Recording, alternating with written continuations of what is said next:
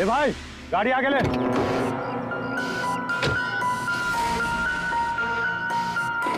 बोला ना तुझसे, गाड़ी आगे ले तो आगे ले। अरे भाई कैसे आगे लूं, गाड़ी खराब हो गई है ना। प्रॉब्लम बाद में देखना, धक्के मार के आगे लो पहले। थोड़ी आप लोग भी मदद कीजिए। हम क्या मदद करें, तुम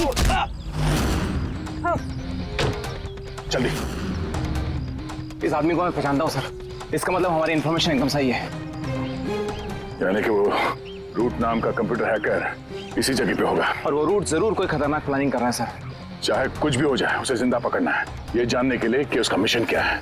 और इस मिशन में तुम दोनों साइबर कॉप की आगे भी जरूरत लगेगी। तुम यस सर। यहाँ बाहर गेट पे खड़े रहना। ओके बाहर सर। नजर रखना। चलो।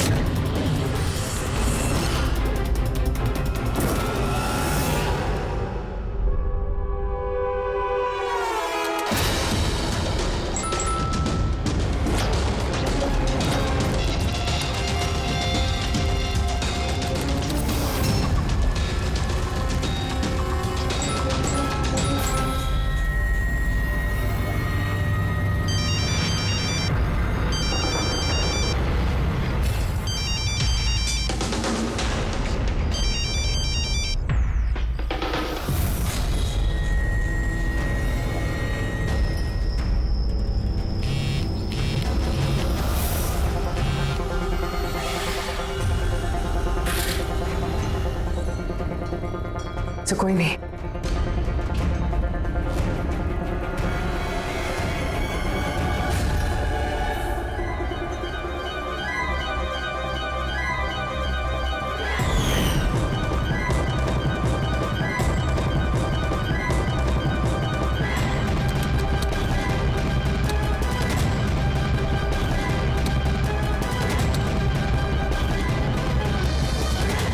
आप रेडी?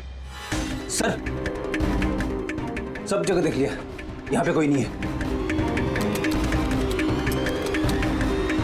खबर तो गलत नहीं हो सकती, यहीं कहीं होना चाहिए। चलो देखते हैं।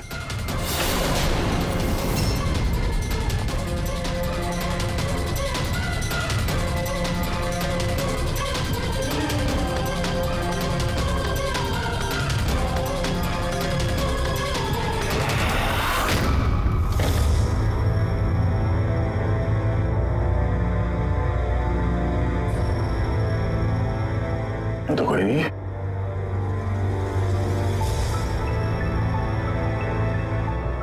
शहर अभी भी गर्म है, लगता है यहाँ पे कोई था अभी। मगर सर एंड मौके पे भाग कैसे निकला? सर हम लोग तो चारों तरफ से बंगले के अंदर घुसे, किसी को बाहर भागते हुए नहीं देखा है। सर हाँ सर ये मॉनिटर देखिए सर, ये तो घर के आसपास की फुटेज चल रही, कहीं वो हमें देख के भाग तो नहीं गया? हो सकता है, वो ज्यादा दूर नहीं गया होगा। जरा इस जगह को अच्छी तरह से चेक करो, और पूर्वी इस कंप्यूटर को चेक करो, देखो क्या मिलता है। तब तक मैं गेट पे जाके देखता हूँ।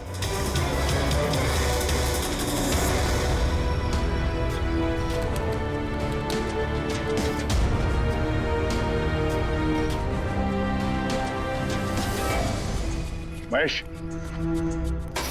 Mahesh, yes sir. ये रोड अंदर नहीं है, लगता भाग गया। तुम यहीं पे खड़े थे? सर मैं यहीं पे खड़ा था, मैंने किसी को नहीं भागते हुए देखा। यहाँ से कोई नहीं गया बाहर? नहीं सर।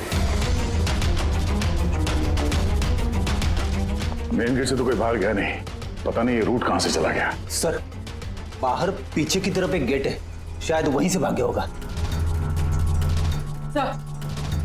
सर वो कंप्यूटर पासवर्ड प्रोटेक्टेड है, ब्यूरो ले जाना पड़ेगा। सर ये रूट जरूर अपने उसी खतरनाक मिशन को पूरा करने में लगा होगा। ये रूट को किसी भी हाल में जल्द से जल्द ढूंढना होगा। एक मिनट, पूरे घर में कहीं भी ये कारपेट नहीं है, और यहाँ पे कारपेट रखा हुआ है, उसके ऊपर ये स्टूल। जरा हटाओ इसे। सर यहाँ पे खुफिया दरवाजा, बड़ी तुम यही रहो इनके साथ, हम लोग अंदर देखते हैं।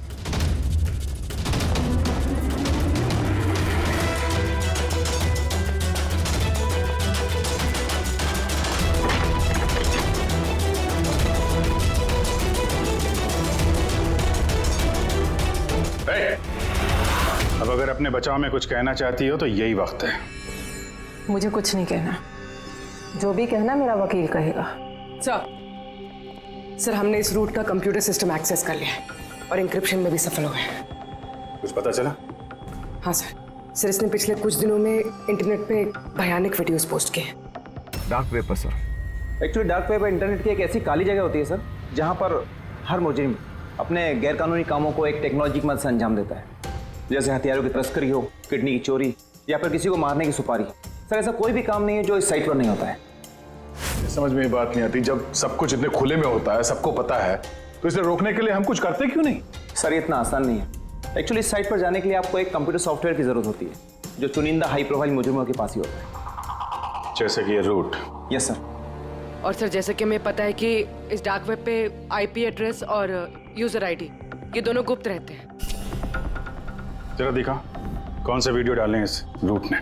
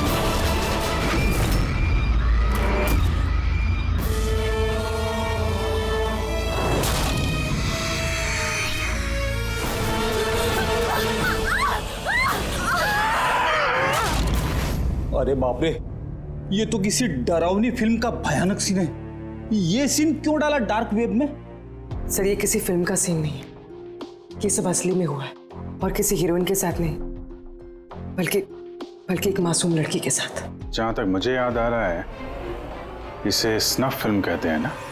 हाँ सर, बहुत बड़ी इंडस्ट्री है इन वीडियोस की। कौन है ये लड़की? मुझे नहीं पता। तुम जिम्मेदार हो इसकी मौत की? नहीं सर, मैं किसी की मौत की जिम्मेदार नहीं हूँ। मुझे तो बस पैसे दिए गए थे ये वीडियो डार्क वेब पे डालने के लिए, और मैंने बस डाल दिया। किसने दिए पैसे? मुझे नहीं पता। नहीं पता कहने से काम नहीं चलेगा। एक लड़की की जान गई है। सर मेरे यकीन कीजिए, ऑनलाइन पैसे ट्रांसफर किए गए थे मेरे अकाउंट में। किसने किए मुझे कुछ नहीं पता। पता नहीं है तो पता करो।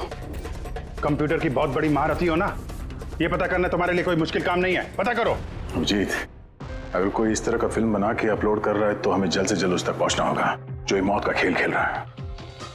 एक काम करते हैं, इस लड़की की फोटो सभी पुलिस स्टेशन में भेज देते हैं। एक बार पता चल जाए लड़की कौन है, सारा मामला साफ हो जाएगा।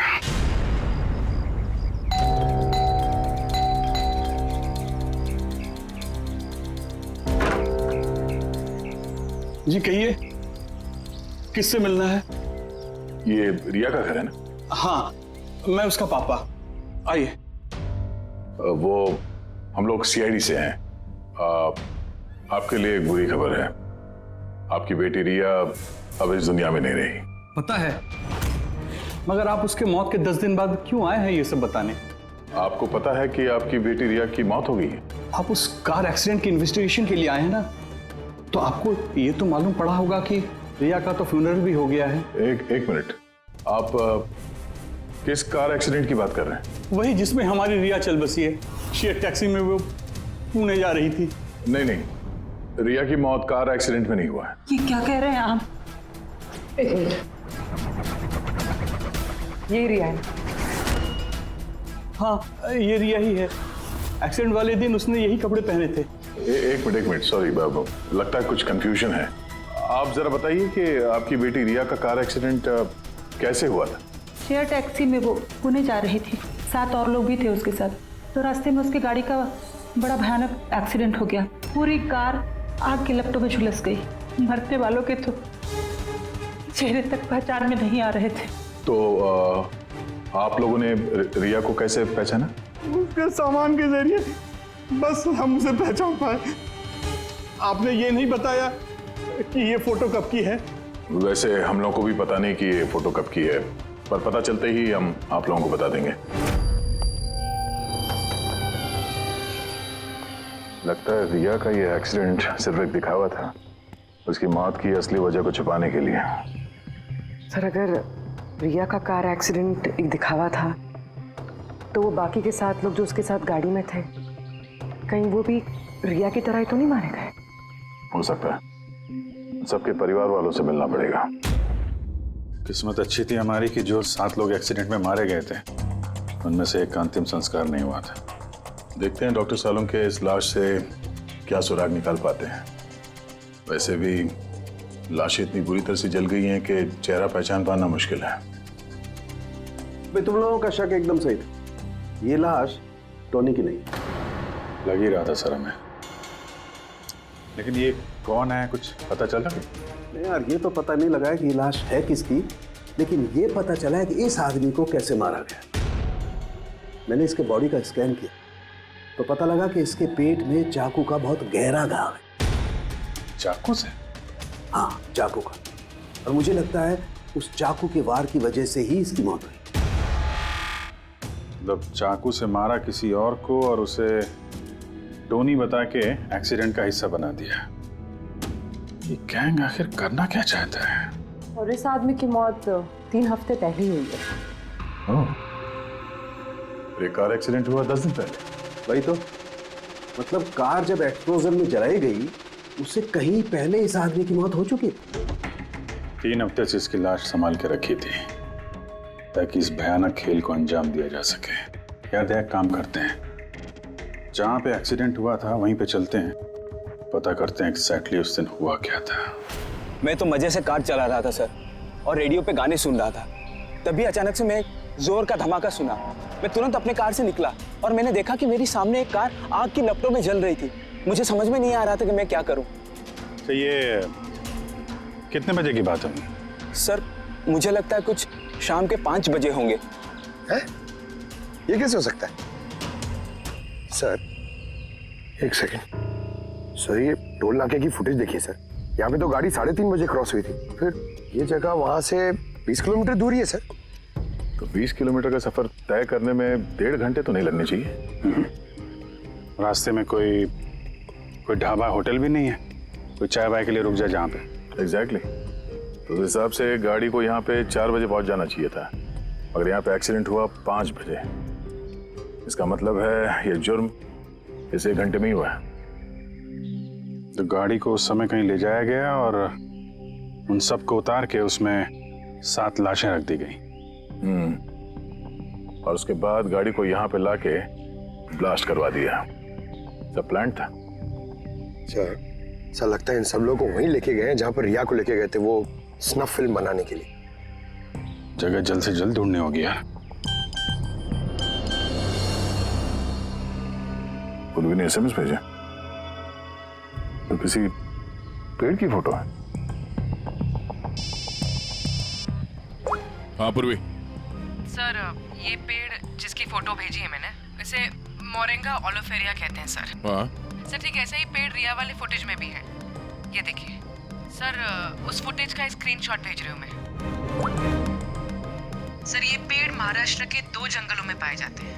ये तो एग्जैक्टली वैसे ही पेड़ है, महाराष्ट्र के 2 जंगलों में।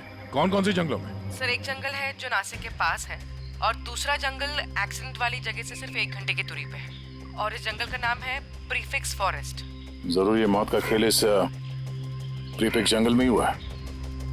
प्रीफिक्स फॉरेस्ट तो काफी बड़ा जंगल है यार, मीलों तक फैला हुआ है। फॉरेस्ट ऑफिसर की मदद लेनी होगी।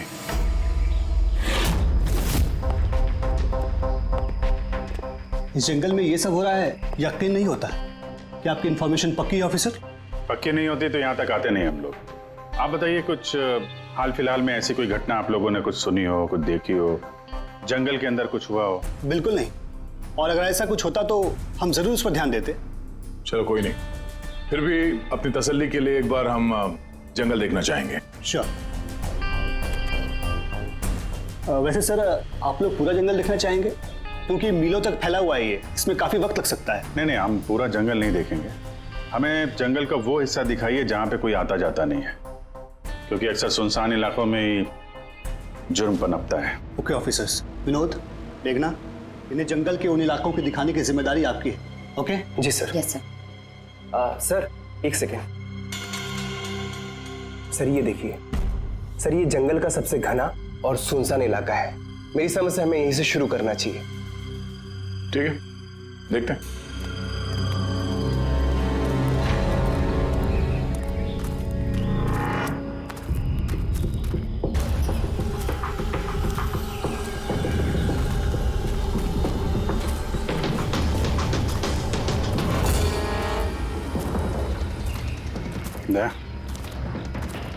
यहाँ पेड़ पे देखा?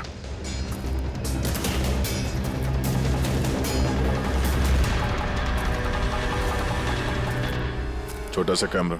मतलब हम लोग सही जगह पे आ गए हैं। यही वो जगह है जहाँ पे वो फिल्म बनाई जा रही है। कैमरा ऊपर भी है, उस तरफ बैंड है।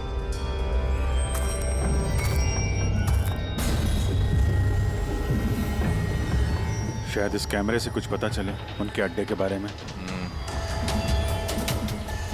नहीं अभिजीत, ये तो हाई एंड वायरलेस कैमरा है। इसके जरिए पता लगाना मुश्किल है कि इसमें जो स्टोर्ड फुटेज है वो कहाँ से ब्रॉडकास्ट हो रहा होगा, और इस जंगल में पता नहीं और कितने कैमरास हैं। देखते हैं, आगे शायद कोई कैमरा मिल जाए जिससे कुछ पता चले।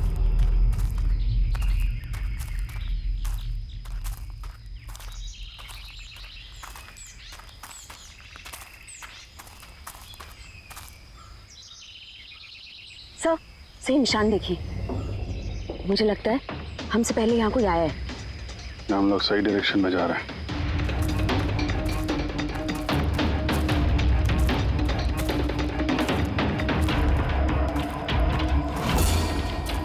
सर ये निशान यहीं तक है। सर इसका मतलब उनका अड्डा यहीं कहीं है।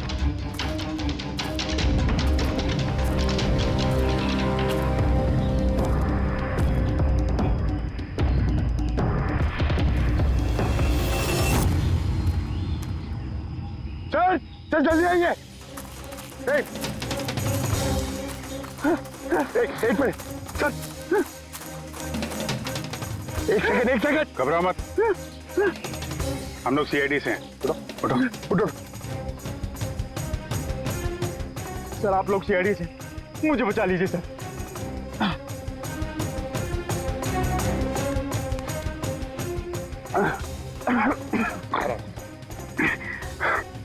यहाँ फंस कैसे गए तुम? सर मुझे इस जंगल से बाहर निकलने का रास्ता नहीं मिल रहा।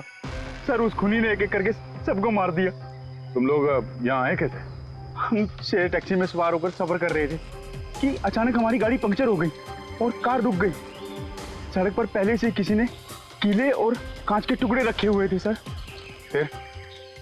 फिर इसके बाद कुछ लोग आए जिनके चेहरे नकाब से ढके हुए थे, और जब तक हम कुछ कर पाते उन्होंने हमें बेहोशी के इंजेक्शन लगा दिए। और जब मुझे होश आया तो मैं इस घने जंगल में था सर। सर मैं ही जानता हूँ कि इस जंगल में मैं भूख प्यास से कैसे रहा हूँ। कभी लकड़ी खाई तो कभी पेड़ के पत्ते, और जब भी किसी के चिल्लाने की आवाज आती तो समझ जाता किसी की जान चली गई। यहाँ जगह जगह कैमरे लगे हुए हैं।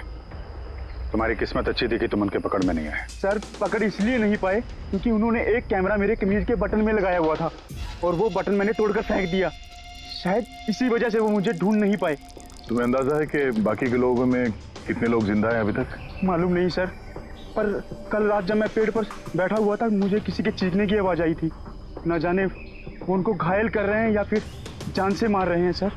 किस तरफ से आवाज आई थी, कौन सी दिशा से, कुछ याद है आपको? मेरे पेड़ इस तरफ, शायद उस तरफ से सर।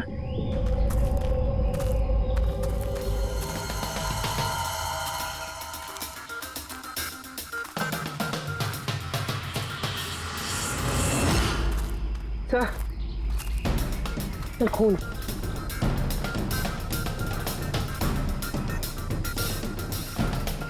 सर यहाँ पर भी। इसका मतलब उनमें से कोई घायल है। किस तरफ गया होगा?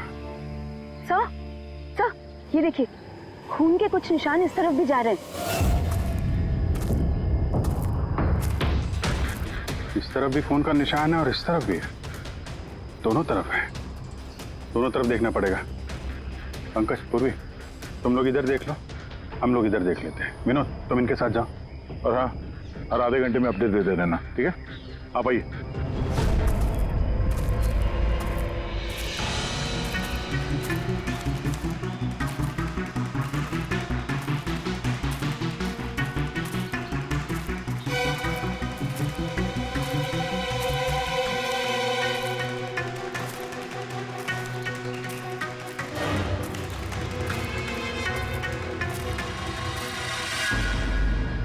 एक मिनट, वो क्या है?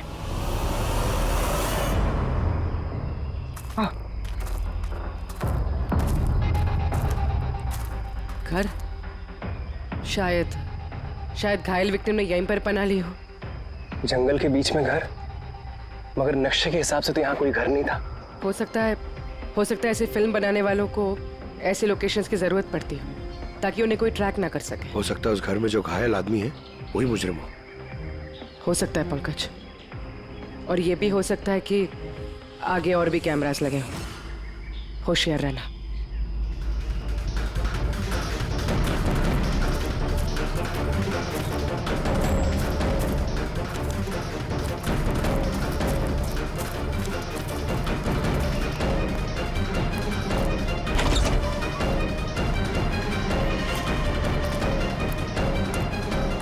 पंकज, टॉर्च।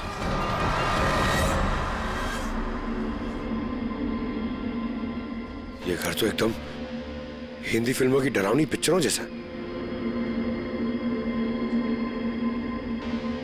ये देखो, उस घायल विक्टिम को यहीं पर लाया गया है। वो आवाज सुनी? अंदर से आ रही है।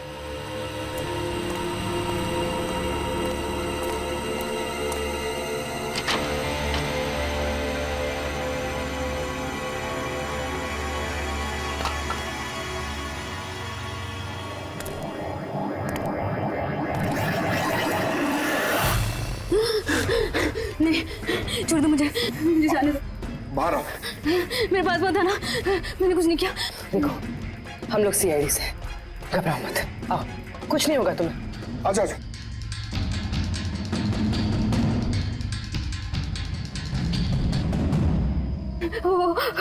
वो यहीं पे, वो यहीं पे। अरे पूर्वी, ये लाइट कहाँ से आ रही है? पंकज, मुझे कुछ दिखाई नहीं दे रहा। अरे पंकज सर, पूर्वी मैम, पंकज सर।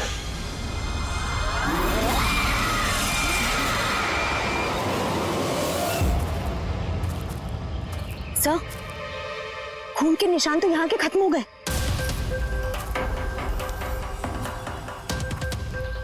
ऐसे कैसे हो सकता है? घायल आदमी अगर यहाँ पर आएगा तो यहाँ से अचानक कैसे गायब हो जाएगा? शायद वो मुजरिमों के हाथ लग गया हो, यहाँ इस पॉइंट पे पहुंचने के बाद। हो सकता है। पता नहीं मोहित के अलावा और कोई है जिंदा कि नहीं। 1 घंटा हो गया तो पूर्वी और पंकज का कोई फोन कॉल नहीं है।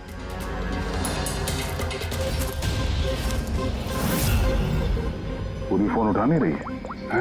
पंकज देखता हूँ।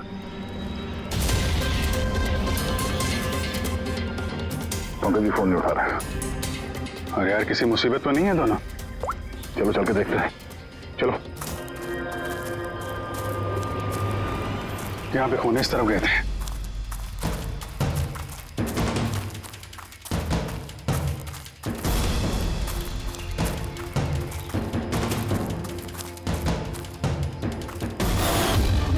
इस घर के अंदर शायद कोई हो। मैं अंदर जाके देखता हूँ। ठीक है, तब तक मैं यहाँ बाहर देखता हूँ।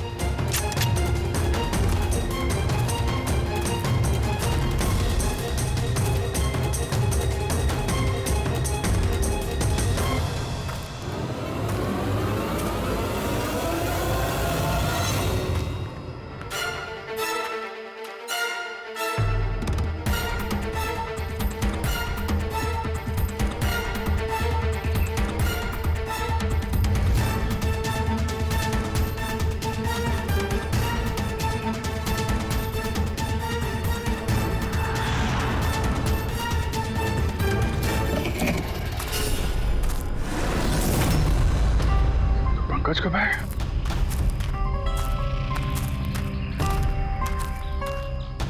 पंकज,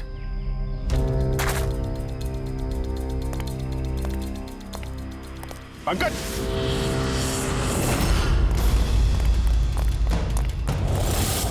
पंकज, पंकज, पंकज, कैसे? उठो, उठो, सर उठो।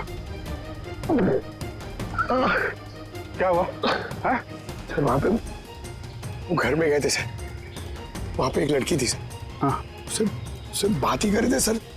पता नहीं एकदम से इतनी रोशनी आई सर कि कुछ दिखने नहीं, कुछ समझ में नहीं आ रहा था। वो घर से जैसे जैसे मैं निकला बाहर शायद यहाँ गिर गया सर। पता नहीं कुछ समझ में नहीं आ रहा सर, एकदम चक्कर आ रहा है। और पूर्वी, विनोद, वो कहाँ है? सर वो लोग पता नहीं सर, अंदर थे बाहर निकले पता नहीं सर। Oh no. क्या हुआ क्या तुम्हें? ये ठीक है। पूर्वी और विनोद मिले? नहीं, उस घर के अंदर तो कोई भी नहीं। ओह गॉड, उन्हें कहीं कुछ हो ना गया हो।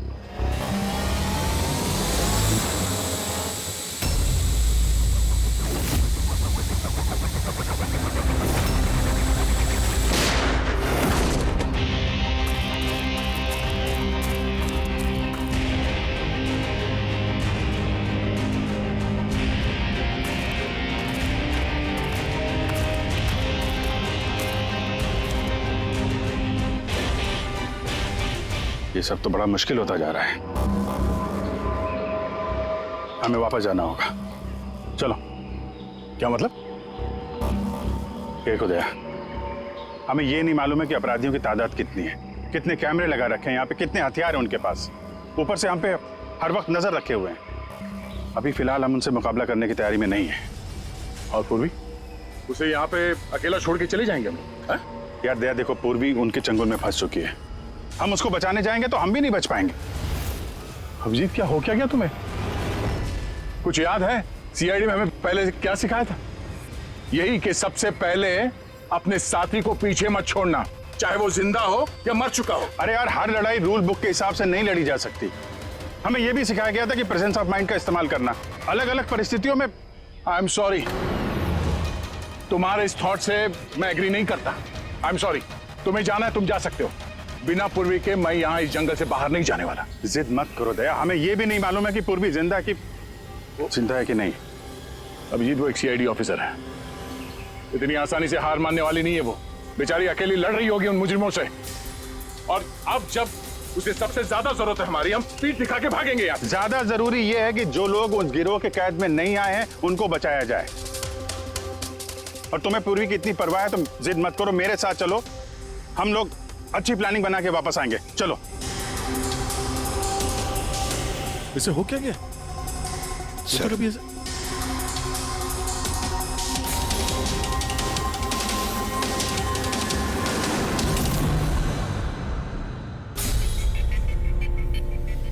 सीआईडी के इतिहास में ऐसा पहली बार हुआ होगा कि सीआईडी किसी से डरकर दुम दबाकर भाग गई। हाँ सर, पहुंच गए आप? हाँ बस उसी जंक्शन पे रहिए, हम लोग आते हैं वहां पे। अरे सालुके सर, आप यहाँ? मैं यहाँ। अरे अरे तुम्हें क्या लगा हम लोग पूर्वी को ऐसे ही छोड़ देंगे जंगल में मरने के लिए? हैं? तो आपका और दया सर का झगड़ा झूठा था। जब अभिजीत ने वहां पे कैमरा देखा तो उसने मुझे इशारा किया। पता नहीं और कितने ड्रोन लगा रखे होंगे हम पे नजर रखने के लिए। जो आदमी उस कैमरे के जरिए हम पर नजर रखे हुए था उसकी आंखों में धूल झोंकना जरूरी था, इसलिए अब वो लोग ये सोच के बैठे होंगे कि हम लोग जंगल से निकल गए, थोड़े रिलैक्स भी हो जाएंगे। यही मौका है हम पे हमला करने का। अभिजीत ये लो, ये तुमने मंगाया था। ये क्या डिवाइस है सर? ये जैमर है पंकज। आसपास इस एरिया में जितने भी कैमरे होंगे सब जैम हो जाएंगे। अब वो हम पे नजर भी नहीं रख पाएंगे। और ये ड्रोन पे जो कैमरा लगा है इसकी रेंज 7 किलोमीटर सिर्फ। बैटरी तो खत्म होने वाली है। इसका मतलब अगर हम इसे नहीं पकड़ते तो ये वापस उनके अड्डे पे जाता बैटरी बदलने के लिए। जरा आईपैड निकालना, नक्शा निकालो उसमें।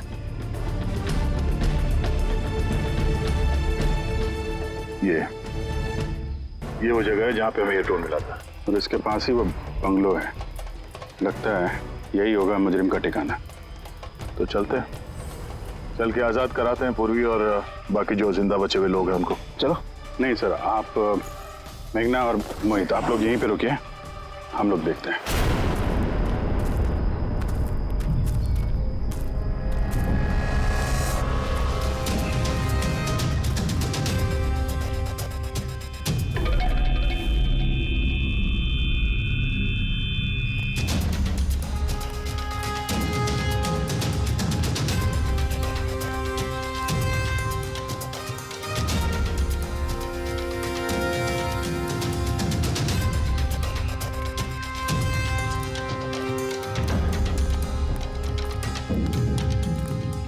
यार पूरा सिस्टम बंद कैसे हो गया? देख ना कुछ। जैसे आवाजें आ रही हैं। बंद कैसे हो सकता है पूरा सिस्टम?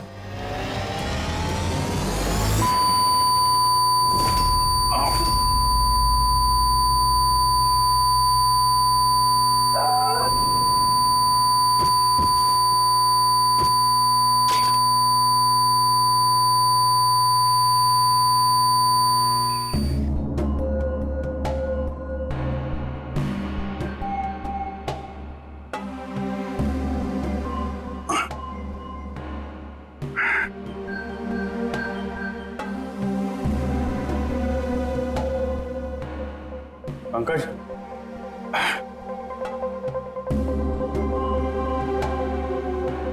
पंकज, हमारे स्वागत की पूरी तैयारी कर रखी थी इन लोगों ने। सर ये लोग अगर हमें मारना चाहते तो पहले ही मार देते। हमें मारते हुए क्या ये फिल्म बनाना चाहते हैं?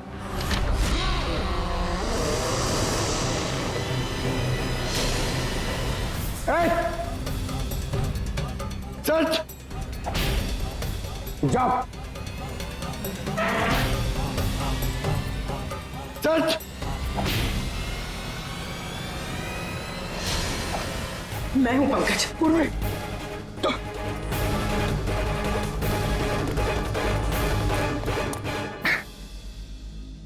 तुम ठीक हो? हाँ सर। वो लोग किधर हैं? सर उस तरफ।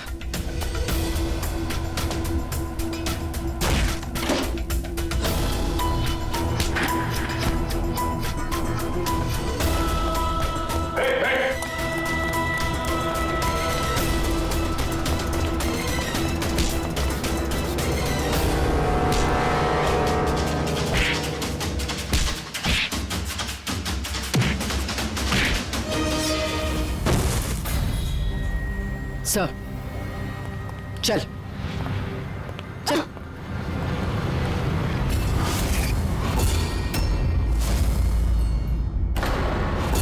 मेघना, मेघना, तुम? वाह, हमें तो लग रहा था कि हम मुजरिमों की आंखों में धूल झोंक रहे हैं। अब किसे पता था कि हम मुजरिम को अपने साथ ही लेके घूम रहे हैं। आप लोग यहाँ कैसे? किसने छुड़ाया आप लोगों को? सीआईडी को कैद करना इतना आसान नहीं। मौका देखते ही मैंने वो खिड़की तोड़ी और वहां से बाहर निकल गई।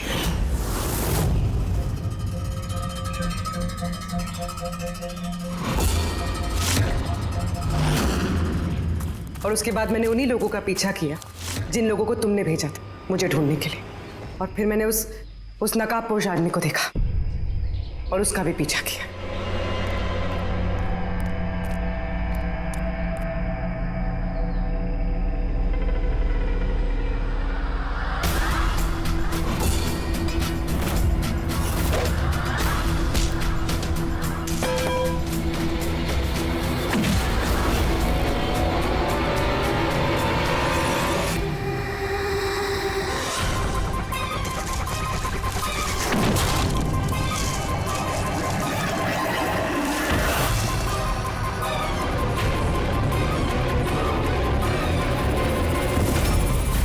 कुछ देर बाद जब मुझे होश आया तो मैंने देखा कि मगर इससे पहले कि मैं बाकी ऑफिसर्स तक पहुंच पाती, तुम्हारी उस सोनिक बूम वाली आवाज ने इन्हें बेहोश कर दिया था। वो तो मेरी किस्मत अच्छी थी कि मैं दूर थी और उस आवाज का मुझ पर कोई असर नहीं हुआ। और फिर मैंने सोचा कि क्यों ना उस नकाब को ही मैं अपना हथियार बना लूं। जिस बेरहमी से तुमने लोगों की जान ली है, तुम तो औरत कहलाने के लायक भी नहीं हो। अब ये बताओ, तुमने ये सब किस लिए किया? ये सब मैंने पैसों के लिए किया है सर।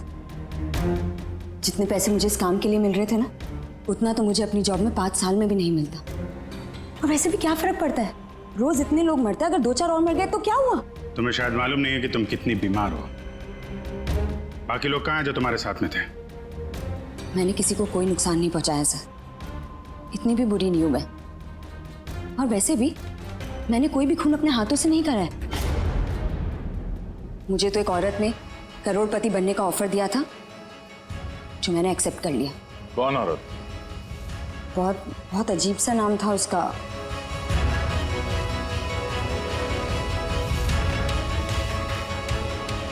रूट। रूट?